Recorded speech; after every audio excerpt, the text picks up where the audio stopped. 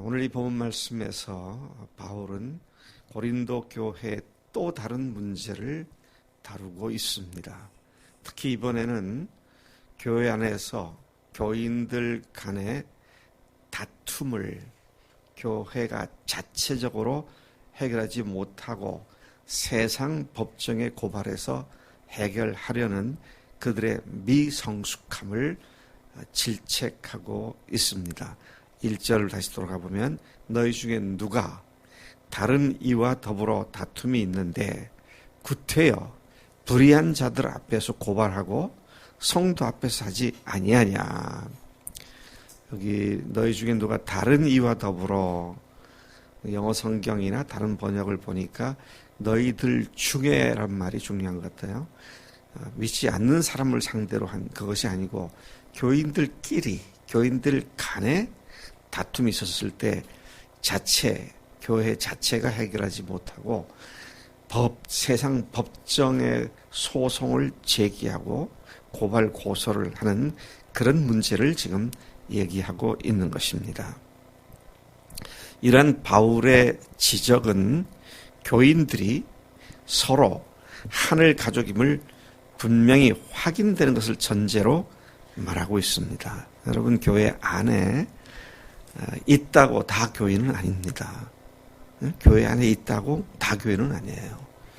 그래서 우리 교회도 늘 중요시 여기는 것이, 우리 교회에 오시면, 처음 나오시면 그게 신학생이든 다른 교회에서 장로를 했든 뭘 어떻게 했든 저와 10주간의 공부를 하고, 그리고 구원 간증을 쓰고, 그 다음에 교회 앞에서 간증을 하고, 그리고 침례를 받거나 세례를 받지 않았던 분들, 또는 받았다 하더라도 그 의미를 신앙으로 고백하는 의미를 제대로 알지 못했으면 침례를 다시 받음으로 우리 교회 정식 교인이 되는 것이죠. 자, 거기 그렇게 하는 이유가 뭐냐라고 할 때, 하늘 가족인 것이 확인돼야 우리가 목숨 걸고 사랑할 수 있죠. 이것이 중요한 겁니다. 그냥 교회만 나오면 다 하늘 가족이다 아니고요. 정말 죽으시고 부활하신 예수님이 나의 주님이심을 고백하고 주인 바꾼 삶을 살기 시작한 것이 분명해져야 그 사람을 목숨 걸고 사랑할 수 있는 것이죠. 이런 겁니다. 서울 목동에 있는 목산 침례교회의 경우에는 교인들 중에 갑자기 집이 날아가거나 그런 때를 대비해서 교인들을 위한 기금을 마련해 놓았어요. 그래서 갑자기 사업 망해서 집도 절도 없게 되면 교회가 그 기금에서 살 수 있는 아파트를 마련해 줍니다. 왜? 하늘 가족이니까.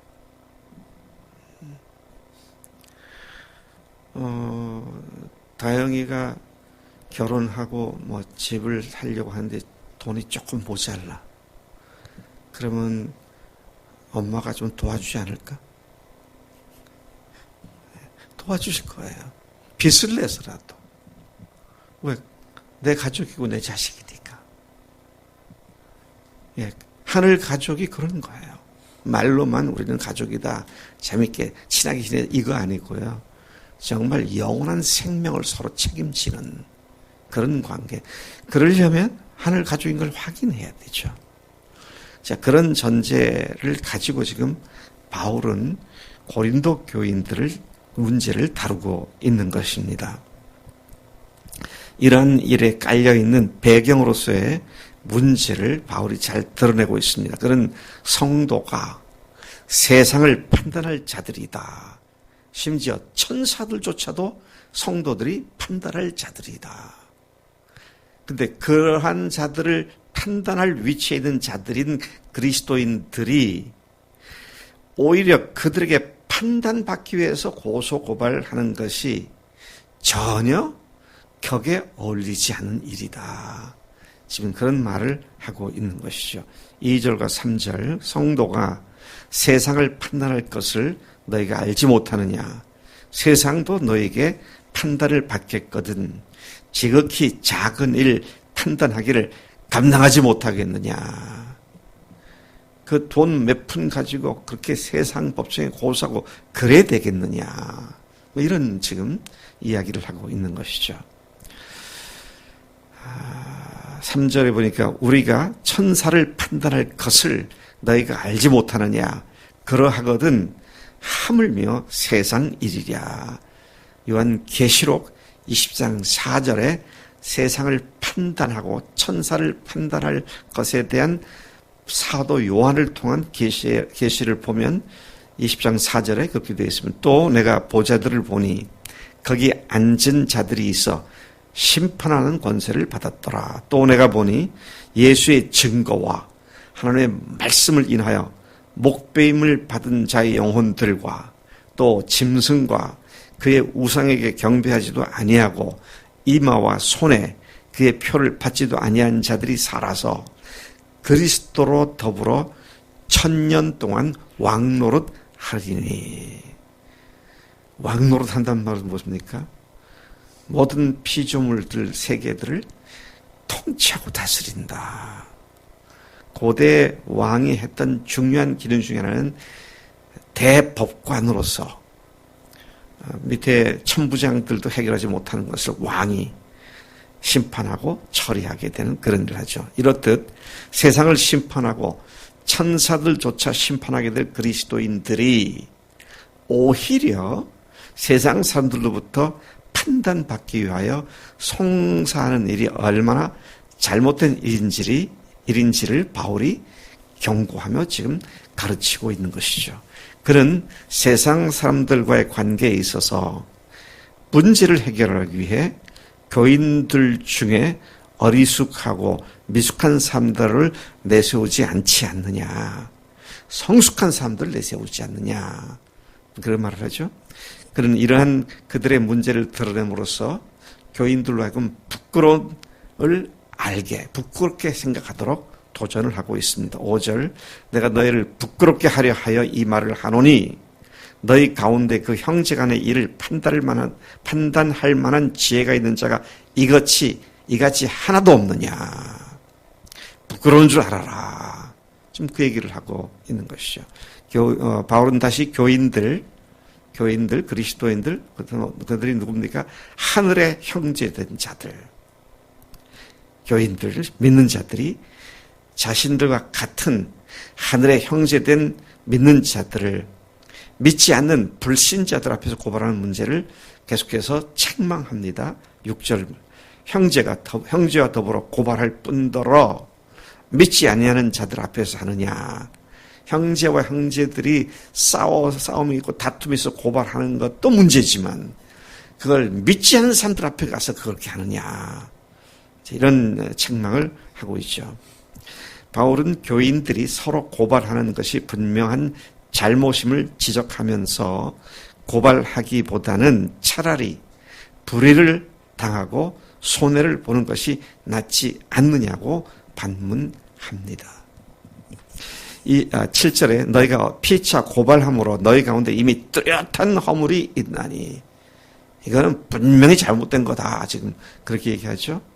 뚜렷한 허물이 있나니 차라리 불의를 당하는 것이 낫지 아니하며 차라리 속는 것이 낫지 아니하냐.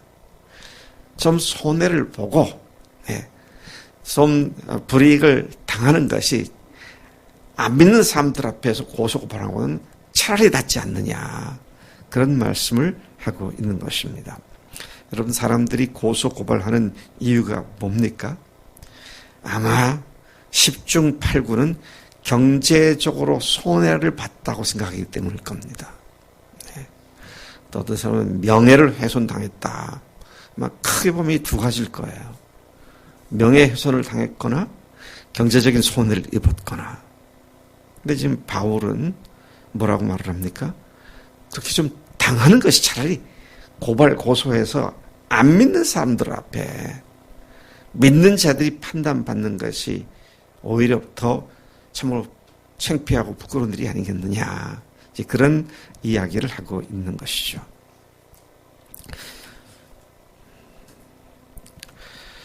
그는 이것을 보다 구체적으로 말을 합니다. 뭐라고 말을 합니까?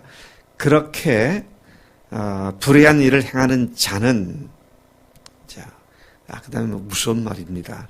하나님의 나라를 상속받지 못할 줄을 왜 모르느냐. 그렇게 말을 합니다. 이런 문제에 있어서 결코 미혹받거나 헷갈리지 말라고 그렇게 당부합니다. 여러분, 경제적인 손해가 주님의 영광과 이름보다 더 크게 느껴진다면 그건 상당한 문제입니다. 어떤 상당한 문제냐. 하늘나라를 유산으로 받을 수 없다. 참 무서운 말입니다. 참 주님보다 더 큰 것이 있다면 그건 주님이 주인이 아니죠. 바울은 지금 그런 마음을 가지고 이런 얘기를 하고 있는 것입니다.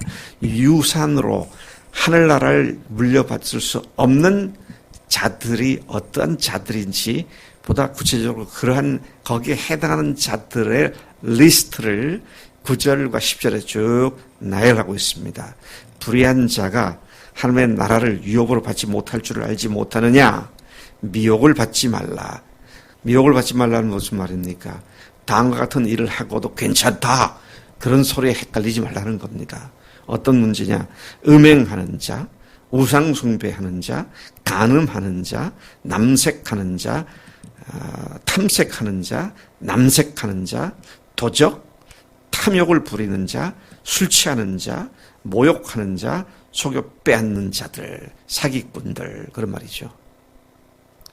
잘 보시면은요, 여기에 놀랍게도 4가지의 죄악들은 같은 문제입니다. 그러니까 같은 문제가 4가지 형태로 분화돼서 나타나고 있습니다. 그게 뭐예요? 성적 부도덕의 문제입니다.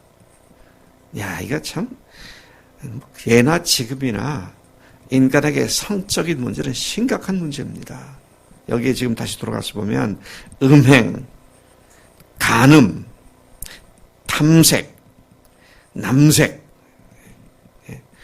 간음, 음행하는 것은 성적으로 물란하게 아무나 성관계를 갖고 이런 것들을 얘기한다면, 간음은 처녀나 총각을 범하는 그런 것들이죠. 또 탐색, 어떤 성경 번역에 보면은 남창, 남자 창기 역할을 한다든지, 남색은 동성애를 얘기하는 것이고요. 그래서 오늘 여러분, 저는 깜짝깜짝 놀랄 때가 있어요. 정말 좋은 신앙 간증 동영상을 이렇게 틀어갖고 이렇게 선택해서 보는데, 그거 끝나고 나면 바로 그 야동 같은 게 올라와요. 어떻게 그런 데다 그걸 붙여놓은지 몰라. 기가 막힌 거예요. 그러니까 이게 얼마나 이 성적 에너지가 큰 것인지 정말 우리가 조심하지 않으면 넘어갈 수 있는 것이다. 청년들도 조심해야 되지만 결혼한 사람들도 조심해야죠. 그건 죽을 때까지 조심해야 합니다. 네. 정말 우리가 하나님의 나라의 백성으로서, 하나님의 나라를 유업으로 이어받을 자들로서, 여기에 미혹받지 말라는 말은 다른 어떤 합리화를 통해서 괜찮다라고 말하는 그 말에 속지 말라는 얘기입니다. 하나님은 만홀히 여김을 받지 않는다. 하나님은 속임을 받지 않고 우스꽝스러운 대상자가 될 수가 없으신 분이시다. 그런 말씀인데요.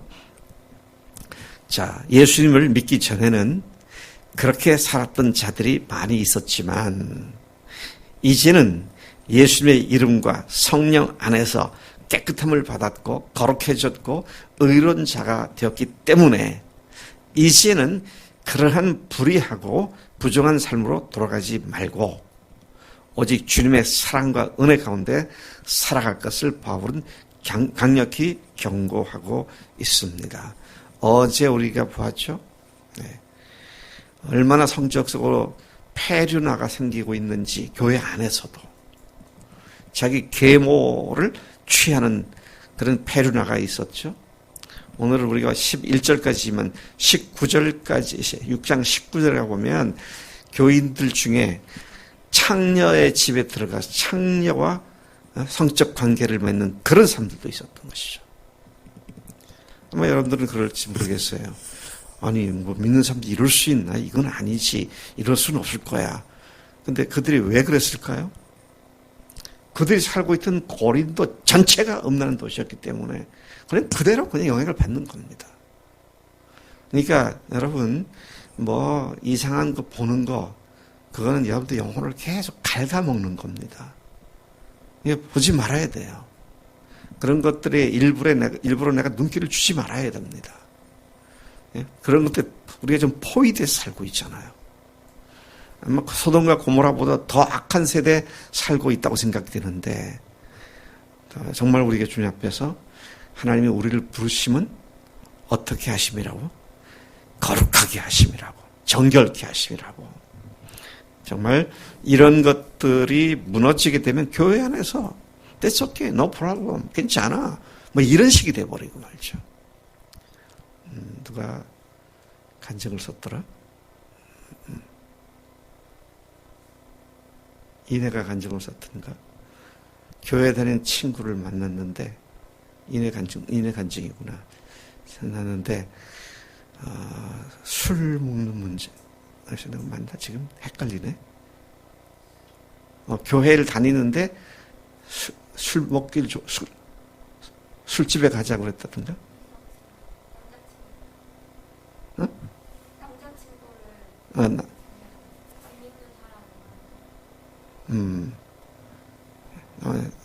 남자친구를 안 믿는 남자를 친구로 사귀고 같이 술 먹자고 그러고 그러는 교회 다니는 친구에 대한 얘기를 제가 듣고, 이게 오늘 보통 있는 일이구나, 교회 안에서. 한날에는 술을 전혀 안 먹는 줄 내가 알아. 그지? 다은이 먹냐? 의심스러워 묻는 거 아니야. 우리 영수 옛날에 많이 먹었지? 지금 안 먹지? 먹었다면 내가 그냥 주리를 내가 틀지. 주님 앞에서 우리의 거룩함과 경건함을 지키는 것은 목숨 걸 일이고요. 정말 주님 앞에 흔들림이 없는 믿음의 거룩함을 향하여 달려가는 우리가 되기를 축복합니다.